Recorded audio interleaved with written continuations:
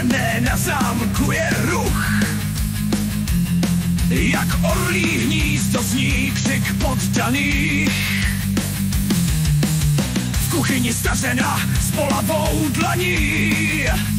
Ruce si v kádi studené bolest svou chladí. Blízkl se zlatý cip jak hvězda na obloze. Ticho pak nastalo, zlato v hlubině zhaslo. Hradní pán svým vstoupil s tváří zlou. Stařena však nesklonila hlavu svou. Káď ukryla pravdu v temnotě černé. Pravda bude však krutá, pane můj. Pravda je břitva, co hluboko řeže. Lež sladká smí být, jak med však nesmí ublížit. V srdci ať vládne klid, jak modrá květina. Pravda je bez lásky jen temná hlubina.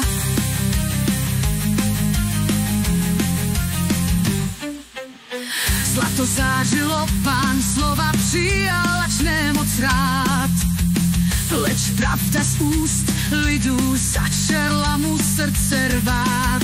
Zloba mu v srdci rostla, jak nejhorší sen. Už nechtěl slyšet žádný smích, natož tak radost svých poddaných. Změnil se v trosku, dál chodil jak stín. Pravda je břitva, co hluboko řeže.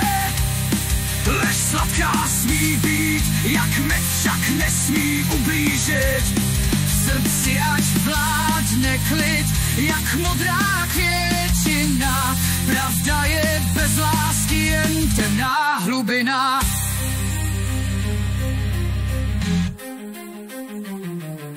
Dívka v temnou noc přišla, v ruce květ modrý. Přihoníš-li k odvaze, navždy pravdu zlomíš. Vůně mu vzala dech, jak vichr z korun stromů. Hlas prázdnu zněl, naslouchej srdcem jen. Sochu do studny vrátil tedy, kde na dno padla jako lži milosrdné, co lidem zůstali dál. Pravda je břitva, co hluboko řeže. Lež sladká smí být, jak med však nesmí ublížit.